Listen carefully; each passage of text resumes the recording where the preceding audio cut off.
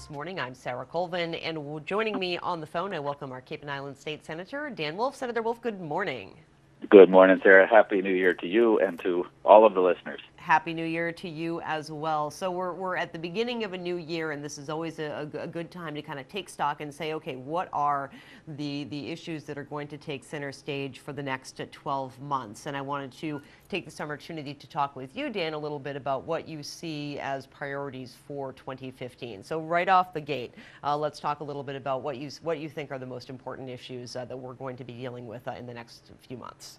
Well, let's talk, I think, about the environment and about the economy. First of all, the environment. I think we need to keep the momentum going on the wastewater issue on the Cape. We've made tremendous progress. The 208 plan is coming to completion, which means now we're going to be looking at how to implement a lot of the stuff that's in that plan, and we've got to make sure we have the funding necessary to do it. We have to certainly keep the process as open as we can and inclusive to all of the people who are looking both at the technical and the funding side of this. There's so many people in this in the town of Barnstable and across the Cape that I really feel like we're going to get to a very good integrated plan that is a regional plan that looks for the most efficiency and best economics as possible. So I think this is going to be the pivotal year for wastewater on the Cape, and that, from an environmental standpoint, probably is the biggest issue.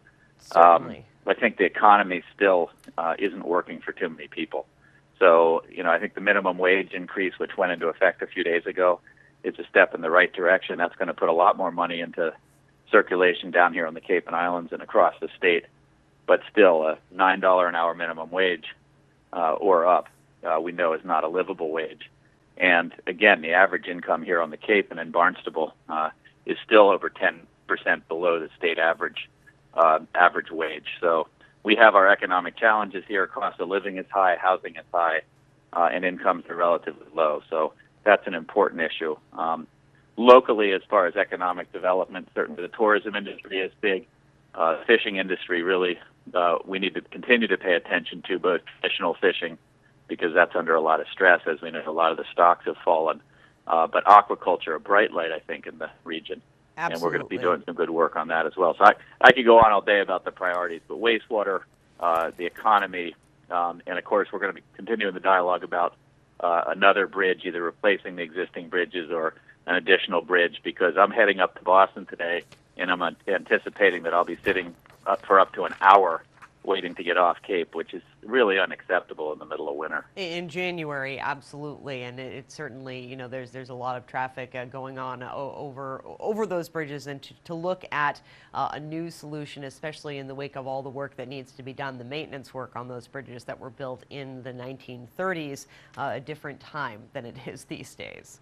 Well, I've been commuting to Boston now for 4 years as state senator, and I will tell you that I think in each of those years, for a significant part of the off season, we're stuck on traffic. So I think it's an important issue for the Cape.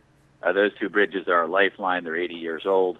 I am very sensitive to those who are concerned that it will increase congestion elsewhere on the Cape or contribute to overdevelopment.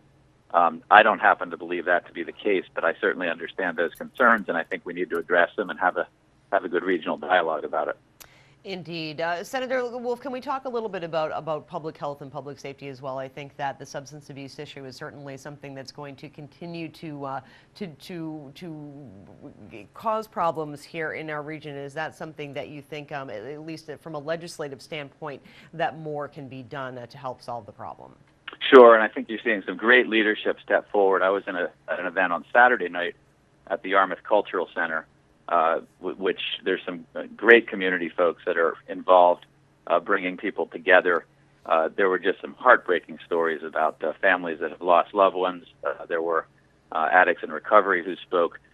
This is an epidemic, as the governor has indicated. He considers it a crisis. The incoming attorney general yesterday put out a release. We've already been in touch with her office about filing some legislation that I think could get some resources. But I am inspired by those in the community who have been touched by this and who are really stepping forward and working hard at a grassroots level to get it right this time. We've had so many different attempts. I made a speech there, and I referred back to the days of reefer madness. For those who are in their 60s and 70s, remember those days. And then we tried to just say no, the DARE program, the war on drugs. There have been so many failed efforts to get our arms around this. And when we don't have a society or an economy that's really welcoming to youth, we see more and more that are sort of, I think, out of desperation and hopelessness, surrendering to substance abuse. We have to, in the big picture, make sure we're engaging people as they get into their adult life in interesting, exciting, and forward-looking ways. But I think also we have to hold drug companies more accountable. We have to look at what's being prescribed by doctors and make sure it's appropriate. There's so many different fronts on which we can deal with prevention and treatment, and I'm really excited about the energy in the community to really take this head on. As you know, probably, Sarah, Cheryl Bartlett, who was the Commissioner of Public Health, is now working for Cape Cod Healthcare, and her specific assignment with Cape Cod Healthcare is substance abuse. And that group that came together earlier in 2014 and raised up to $500,000 to start really working on this. So I think we're going to see a lot of progress, multifaceted progress on substance abuse this year, and I think we'll see it paying off in the future. But it doesn't bring back those who have lost loved ones, and it really is a tragedy. Absolutely. Well, Senator, I thank you so much, as always, for joining us here on Barnstable this morning, and I look forward to our continued conversations as we go through the year. Thank you so much again for taking time out of your busy schedule to join us here on the show.